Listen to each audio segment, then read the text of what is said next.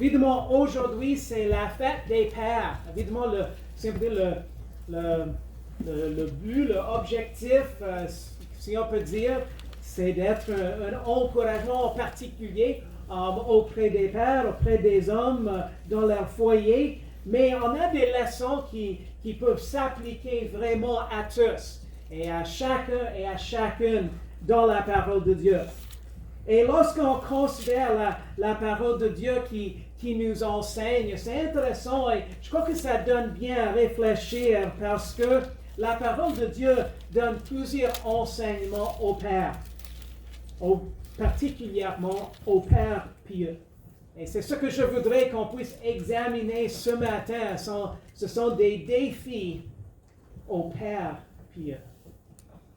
Évidemment, ces leçons sont bons non seulement pour les pères. Donc, j'espère que vous puissiez bien apprécier et bien être attentifs parce que je crois qu'il y a quelque chose pour chacun et chacune ce matin. Mais en tant que père, on se rappelle également, même en tant que père, évidemment, comme nous tous, on a des points faibles, on a des moments où on échappe, où on fait des échecs, on fait des fautes. Mais Dieu est le Père qui est toujours parfait. Et on a en Dieu un Père qui est toujours parfait. Mais la Bible quand même nous met au défi d'être un exemple. Et dans 1 Timothée chapitre 6, la Bible parle, on a déjà étudié ce verset il y a quelques semaines, mais la Bible nous met au défi d'être un exemple au sujet de la piété. Donc, je voudrais examiner ce matin à quoi ressemble un père pieux. Vous êtes rendus dans 1 Timothée chapitre 6. Moi, je vous invite de suivre avec moi, je m'excuse.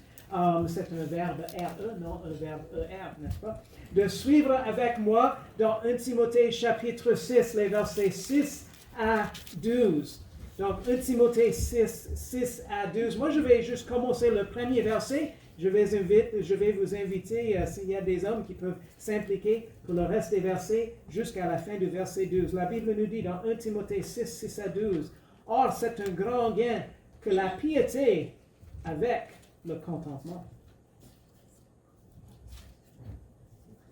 Car nous n'avons rien apporté dans ce monde, il est évident que nous n'en pouvons rien apporter. Ainsi, pourvu que nous ayons la nourriture et le vêtement, cela nous suffira. Mais ceux qui veulent devenir riches tombent dans la tentation et le piège, et dans beaucoup de désirs insensés, de permission, qui plongent les hommes dans la ruine et la perdition. L'argent est la racine de tous les maux, et quelques-uns, en étant possédés, se sont détournés de la foi et se sont jetés eux-mêmes dans les plus grandes douleurs. Mais toi, ô homme de Dieu, fuis ces choses, et recherche la justice, la piété, la foi, la charité, la patience, la douceur.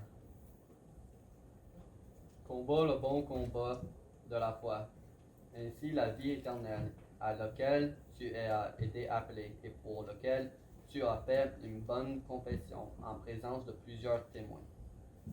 On va prier. Merci Seigneur de ta parole. Et Seigneur, on te demande que tu puisses nous guider, nous enseigner à travers ta parole. Au nom de Jésus-Christ, je prie. Amen. C'est intéressant lorsqu'on arrive dans un tel passage. Évidemment, ce n'est pas un passage juste qui traite seulement les pères, évidemment, mais je crois qu'il y a bien des leçons qu'on peut apprendre, qu'on peut appliquer, même pour un défi pour les pères ce matin. Et la première chose, je voudrais qu'on puisse constater, se trouve dans le verset 8. La Bible nous dit, « Ainsi pourvu que nous ayons la nourriture et le vêtement, cela nous suffira. » Évidemment, ce verset, effectivement, ça nous dit ce dont nous avons vraiment besoin. Est-ce que cela vous a surpris? Je ne sais pas combien d'entre vous, est-ce que vous avez déménagé comme après avoir une famille déjà? Combien d'entre vous, est-ce que vous avez déménagé comme en famille? OK, quelques-uns d'entre vous. Est-ce qu'à un moment donné, cela vous a surpris combien de stock ça prend juste pour vivre, comme la vie quotidienne. On a besoin, on a un lit, on a des chaises, on a une table, on a des assiettes, comme dans la cuisine, on a un frigo, on a un four, on a la nourriture aussi, n'est-ce pas? Ça fait du bien, n'est-ce pas? On a une laveuse, sécheuse. Moi, je trouve c'est intéressant combien de stock ça prend juste pour vivre, n'est-ce pas? Et avec ça, ici au Québec, on est béni de devoir avoir 2 paires de pneus pour la voiture. On a une paire de pneus pour l'été, une autre paire pour l'hiver, etc. C'est intéressant parce que une chose que la Bible dit aux pères, aux hommes du foyer, c'est le besoin de pourvoir aux besoins de sa famille. Et 1 Timothée 6,8 nous dit ce dont nous avons vraiment besoin. La nourriture, les vêtements, le logement. C'est comme les essentiels, on peut dire. Et en fait, c'est aux pères qui doivent fournir les éléments essentiels à leurs enfants. Et nous avons l'exemple parfait même de Dieu qui est le Père parfait. Dans Philippiens 4, 19, la Bible nous dit « Et mon Dieu pourvoira aussi à tous vos besoins, selon ses richesses avec gloire en Jésus-Christ. » Vous savez qu'il y a des pères qui pensent que pour satisfaire les désirs de leurs enfants, ils devraient seulement leur donner plus de choses, plus de stock, plus de jouets, etc. Évidemment, ce n'est pas mal de donner des cadeaux aux enfants, mais dans notre texte, on voit que ce qui est comme, si on peut dire, quelque chose qui est vrai, une vérité à considérer, c'est on doit pourvoir aux besoins, les essentiels de nos enfants en tant que père. Mais une deuxième chose que dont ce passage nous parle, venez avec moi encore une fois dans le verset 6. Regardez encore une fois le verset 6. La Bible nous dit « Oh, c'est un grand gain que la piété avec le contentement d'esprit. » 1 Timothée 6,6 ici nous dit de nous contenter de ce que Dieu nous a donné. Évidemment, il y a certaines choses dont nous avons tous besoin, n'est-ce pas? Et parfois, Dieu nous permet d'avoir certaines choses que nous aimerions aussi, que nous désirons. Mais nous sommes appelés à nous contenter de ce que Dieu nous avait donné. Dieu nous demande de ne pas vouloir tout avoir, mais de nous contenter de ce qu'il nous a donné. Mes enfants, cette semaine, m'ont raconté une histoire qu'ils avaient lue dans leur... c'est un reader? Dans un livre de lecture. C'était intéressant, je ne sais pas si vous avez déjà entendu, mais l'histoire est racontée qu'évidemment un homme qui avait une petite ferme, un agriculteur, on lui a dit, écoute, on a du terrain à te donner. Oh, oui, j'aimerais beaucoup avoir plus de terrain pour semer plus de semences, pour avoir une plus grande moisson. Oui, on va vous donner l'occasion. Tôt le matin, aussitôt que le soleil se lève, on va vous donner l'occasion. Tu peux avoir autant de terrain que tu veux avoir. Le matin, aussitôt que le soleil se lève, tu commences à te promener. Et lorsque tu fais un grand carré et tu reviens, il faut que tu reviennes à la place où tu as commencé avant le coucher du soleil. Et tout le terrain que tu as fait comme un genre de parcours, merci, un parcours, ce terrain, entre ce parcours, sera à toi. Et pensez, je peux bien couvrir de terrain dans une journée entre le lever et le coucher du soleil. Et en plus, c'est le 20 juin. Alors, on a le plus de soleil qu'on va avoir dans toute l'année. Donc, le matin, il était bien prêt. Il avait pris un bon déjeuner. Et le matin, il se levait de bonne heure. Il se bien préparait. Il planifiait. Il calculait où il voulait aller. Savez-vous quoi? Le matin, aussitôt le lever du soleil, il partait à se promener. Ouh, je vais voir du nouveau terrain. Oui, j'ai hâte à ça. Il partait vers le midi. Il pensait, oh, peut-être j'étais un petit peu trop gourmand. Il pensait, c'est très loin là où je partais, le point de départ. Mais il continuait. Il ralentissait un petit peu parce qu'il devenait un petit peu fatigué. Vers l'heure de souper, il voyait, je crois que je vais pouvoir arriver. Et jusqu'avant le coucher du soleil, il est arrivé à son point de départ. Il a réussi à faire un grand terrain. Il serait un homme béni de terre. Mais savez-vous quoi? Une fois qu'il était de retour, son cœur s'est arrêté. Il avait eu une crise de cœur. Il est tombé mort. Et savez-vous quoi là? Ses amis l'ont enterré dans une place 3 pieds par 6 pieds, par 6 pieds de profond. C'est intéressant lorsqu'on considère ça. C'était une simple histoire. Je ne crois pas que c'était une vraie histoire, peut-être, mais mais à la fin de l'histoire, ça disait combien de terre a-t-on besoin? 3 par 6 et 6 pieds de profond. C'est intéressant parce que une chose que la Bible nous dit, pas seulement ici, ailleurs, la Bible nous parle de cette chose qui est tellement importante, ce qu'on appelle le contentement. Hébreux chapitre 3, la Bible parle de Moïse et la Bible nous parle de Moïse en disant il a été fidèle dans toute la maison comme serviteur pour témoigner de ce qui devait être annoncé. Et à la fin du verset 6 dans Hébreux 3, il disait jusqu'à la fin, nous sommes sa maison pour vous que nous conservions jusqu'à la fin la ferme confiance et l'espérance dont nous nous glorifions. C'est intéressant, je crois que pour Moïse avait appris cette leçon de contentement.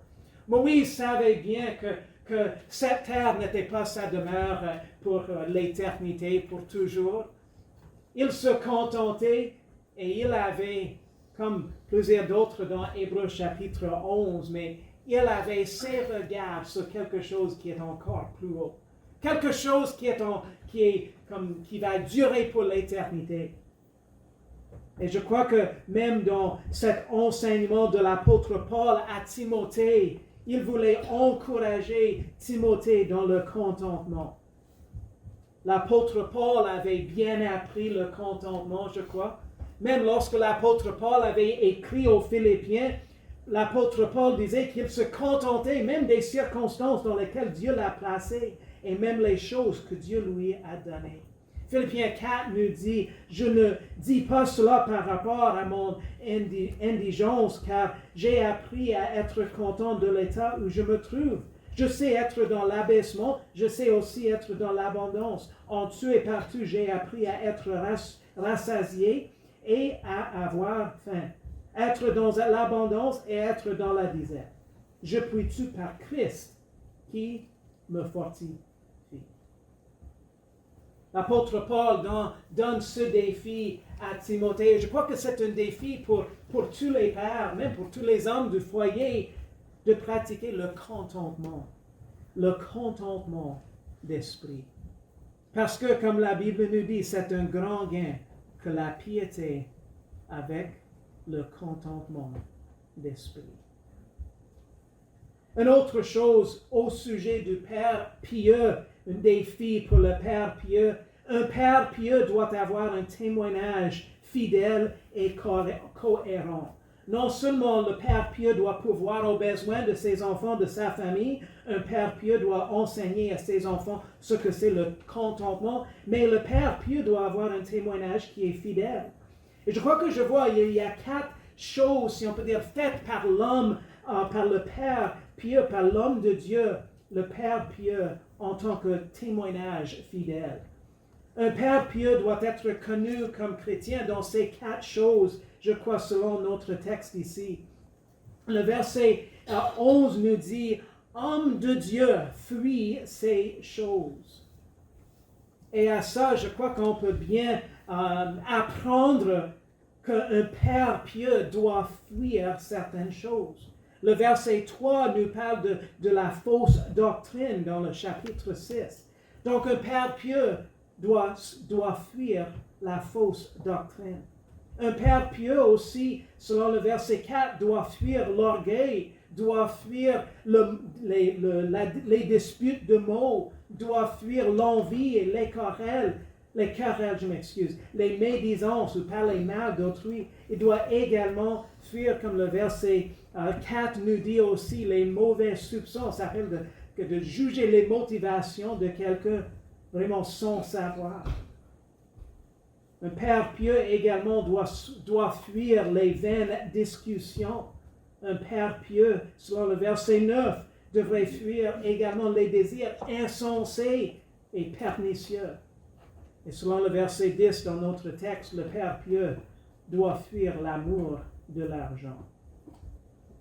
Savez-vous quoi? Souvent, ça pourrait être difficile de fuir des choses, de fuir des bonnes choses. Je sais que je connais quelqu'un qui est diabétique, est-ce que ça se dit bien? Diabétique. Et savez-vous quoi? Pour lui, les choses sucrées sont vraiment une grande tentation. C'est difficile. Je me rappelle, c'est quelqu'un qu'on connaissait sur la côte nord. Il disait, je ne devrais pas manger ça. Mais parfois, je peux tricher un petit peu. Est-ce que vous avez connu des gens de même qui disent, je peux tricher un petit peu. Et ils disent, peut-être je vais payer pour après. Savez-vous quoi? Comme le diabétique qui devrait évidemment fuir ces choses, on a des choses dans notre texte, dans les versets 3 jusqu'au verset 10, qu'on devrait fuir en tant qu'homme de Dieu, en tant que père. Mais aussi, un père pieux doit être non seulement connu comme quelqu'un qui fuit certaines choses comme la fausse doctrine, l'orgueil, les querelles, etc., les vaines discussions. Un père pieux doit être connu comme chrétien en raison des choses qu'il poursuit. Parce que comme l'exemple de celui qui est diabétique, non seulement il fuit des choses sucrées parce qu'il voudrait être pour aider sa santé, mais il poursuit les choses qui sont bonnes pour la santé.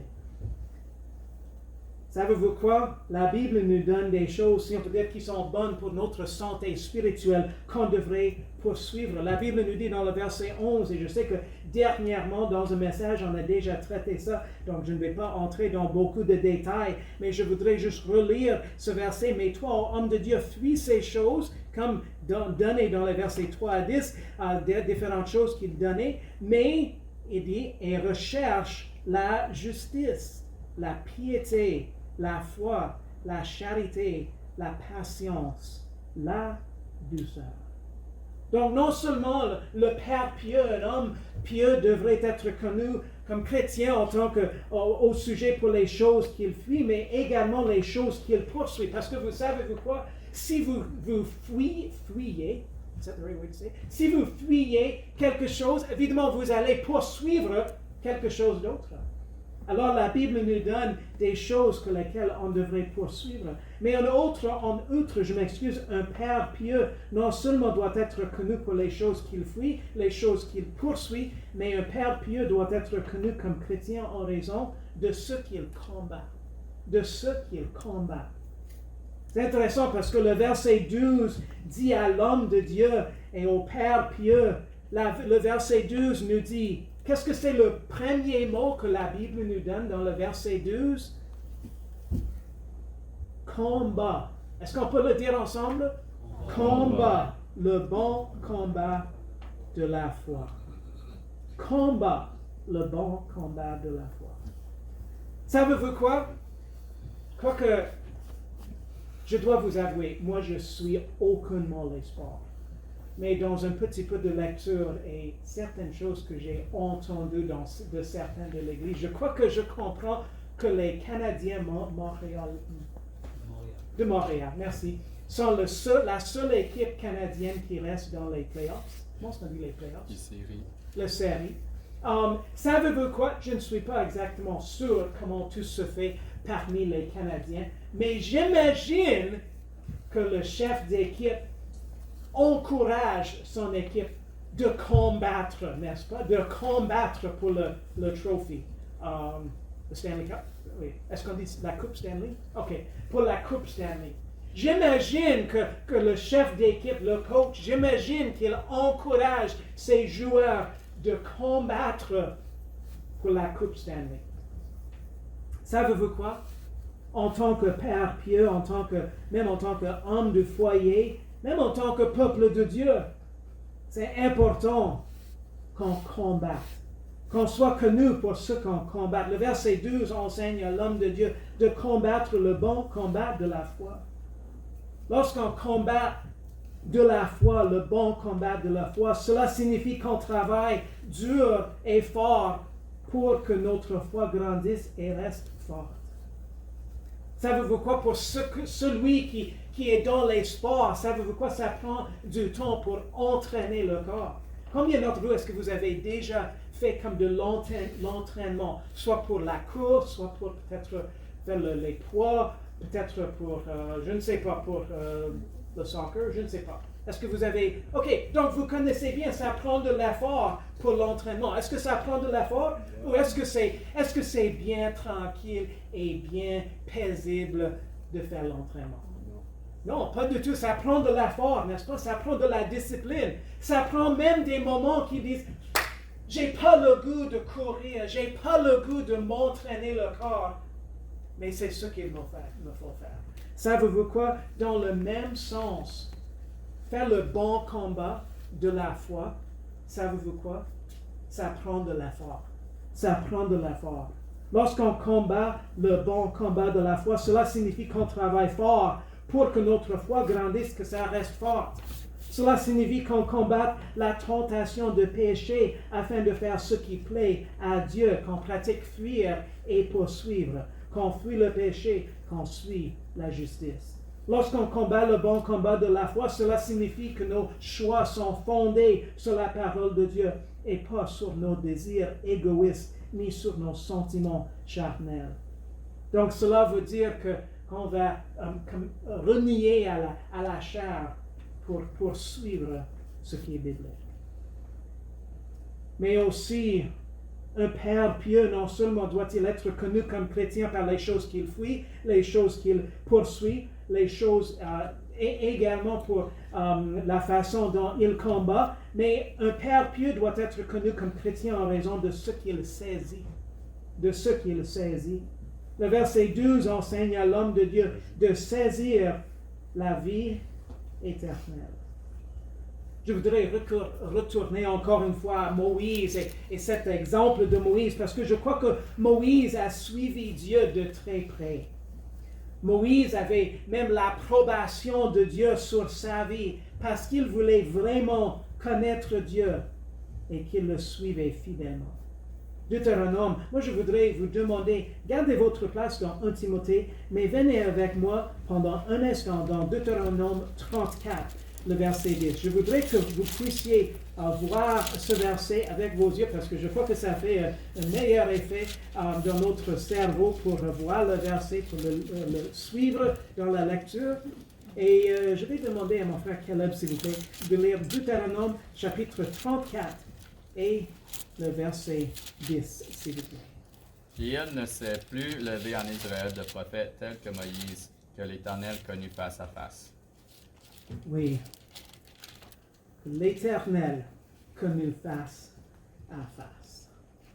Je crois que Moïse avait vraiment saisi à la vie éternelle. Il avait ses yeux comme ses regards plus haut, pour ainsi dire. Moi, je vous demande en tant que père ce matin, mes premières choses, est-ce que vous pourvoyez aux besoins de vos familles? Est-ce que vous enseignez à vos enfants, à votre famille, le contentement?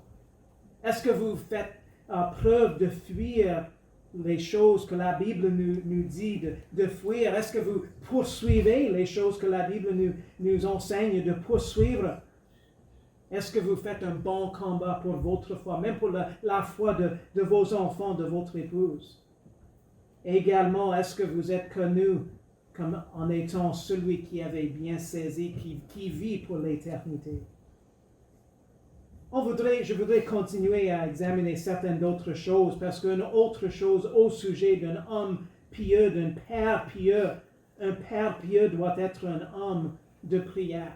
Et Jacques chapitre 5, 16 nous dit, la prière fervente de juste a une grande efficacité. 1 Thessaloniciens 5, 17, 3 mots très simples, priez sans cesse. Peut-être à un moment donné, on devrait avoir ce verset comme notre verset pour le mois, n'est-ce pas? Il nous faudra acheter beaucoup de chocolat. Priez sans cesse. 2 Chroniques 7, 14, Dieu a dit, et que mon peuple sur lequel mon nom est invoqué s'humilie, prie et cherche ma face et qu'il se détourne de ses mauvaises voies. Alors je l'exaucerai des cieux, je pardonnerai ses péchés et je guérirai son pays. Savez-vous quoi? Un père pieux doit être un homme qui connaît la prière. Un homme qui doit prier pour ses enfants. Il doit prier pour ses enfants, pour le salut de ses enfants. Lorsqu'ils sont jeunes et plus sensibles à l'œuvre de Dieu. Matthieu 19, 14, Jésus disait au sujet des enfants, vous rappelez-vous bien, les disciples disaient aux enfants, non, ne troublez pas le maître avec vos enfants. Et Jésus disait, laissez les petits enfants et ne les empêchez point de venir à moi, car le royaume des cieux est pour ceux qui leur ressemblent. Et 2 Pierre 3, 9, le Seigneur use de patience envers nous, ne voulant point qu'aucun périsse, mais que tous viennent à la repentance. Donc un père pieux doit prier pour le salut de ses enfants. Un père pieux doit prier pour que ses enfants s'engagent à vivre pour le Seigneur. Matthieu 22 nous parle, Jésus disait, tu aimeras le Seigneur, ton Dieu, de tout ton cœur. Est-ce que vous rappelez-vous bien? De tout ton cœur, de toute ton âme, de toute ta pensée. C'est là le premier, le grand commandement. Un père pieux également doit prier non seulement pour le salut de ses enfants, pour qu'ils s'engagent à vivre pour le Seigneur, mais un père pieux doit aider ses enfants à choisir de bons amis. 1 Corinthiens 15, 33 nous enseigne de ne pas nous tromper, car les mauvaises compagnies corrompent les bonnes mœurs. Un père pieux également doit prier pour le futur époux, la future épouse de son enfant. Doit prier pour que son enfant se marie à un époux, une épouse qui connaissent le Seigneur, qui soit pieux, pieuse. 2 Corinthiens 6, 14 et 16 nous dit, ne vous mettez pas sous un même joug avec les infidèles, car qu'y a-t-il de commun entre la justice et l'iniquité? Quelle union y a-t-il entre la lumière et les ténèbres? Un père pieux doit prier pour que les pensées, les actions de ses enfants plaisent au Seigneur. Philippiens 4, 8 nous dit, au reste, frères, que toutes les choses qui sont véritables, toutes celles qui sont honnêtes, toutes celles qui sont justes, toutes celles qui sont pures, toutes celles qui sont aimables, toutes celles qui sont de bonne réputation, où il y a quelques vertus et qui sont dignes de louange, que toutes ces choses occupent vos pensées. Dernier élément de la prière du Père pieux. Un Père pieux doit prier pour que la vie de ses enfants honore Dieu. Je vous exhorte donc, frères, dans Romains 12, 1, par les compassions de Dieu, à offrir vos corps en sacrifice vivant, saint, agréable à Dieu. Un Père pieux ne devrait pas empêcher son enfant de suivre le Seigneur, parce qu'un père pieux devrait encourager son enfant à obéir à la volonté de Dieu. Même si cela signifie que le fils ou la fille parte au loin, même si cela ne correspond pas aux ambitions comme même du monde pour lui ou pour elle. Une autre chose dans le verset 14, je sais qu'on n'a pas lu le verset 14 au début, mais je voudrais qu'on puisse juste lire le verset 14 dans notre texte, dans 1 Timothée chapitre 6, parce que je crois qu'une autre chose qu'on voit, c'est un père pieux qui doit être connu comme chrétien par son mode de vie. 1 Timothée 6, 14, de garder le commandement sans tâche et sans reproche jusqu'à l'avènement de notre Seigneur Jésus-Christ. Ce verset enseigne à l'homme de Dieu, au Père pieux, de vivre sans tâche, sans reproche. En fait, cela signifie qu'il doit avoir une vie pure, cohérente. Cela signifie qu'il doit être pur dans ses relations, dans ses affaires, pur dans sa conduite. Un père pieux doit respecter les liens de mariage en étant fidèle à son épouse. Un père pieux doit se garder pur. Éphésiens 5, 25 et 28 nous dit, Marie, aimez vos femmes comme aussi Christ a aimé l'Église et s'est livré lui-même pour elle. C'est ainsi que les maris doivent aimer leur femme comme leur propre corps. Celui qui aime sa femme s'aime lui-même. Un mari aussi doit aimer son épouse sacrificiellement et inconditionnellement, ce qui favorise le maintien d'un mariage solide et d'une famille solide. C'est important pour l'enfant que le mari, que leur père aime sa mère, aime son épouse, la mère de ses enfants, ce qui va également amener de la stabilité dans le foyer. Dernièrement, le père pieux doit aimer et doit protéger ses enfants. Naturellement, on pourrait penser que si un père aime ses enfants, il va les protéger. Et par amour pour ses enfants, un père doit faire tout son possible pour les protéger. Physiquement, oui, c'est évident, n'est-ce pas? Mais également mentalement, spirituellement et émotionnellement. C'est pourquoi il est si important qu'un père aime à ses enfants pour leur enseigner les voies du Seigneur. Pour cette raison, Proverbe nous enseigne à instruire le jeune enfant selon la voie qu'il doit suivre. Lors même qu'il sera devenu vieux, il ne s'en éloignera point. Question à vous poser ce matin. Vous êtes ici, vous êtes père, moi aussi je suis père. Est-ce que vous êtes un père pieux? Être un père pieux, un parent pieux, même un homme, une femme, un enfant pieux n'est pas une chose facile. Mais les Écritures nous montrent comment enseigner à nos enfants, comment leur donner un exemple pieux, comment prier pour eux.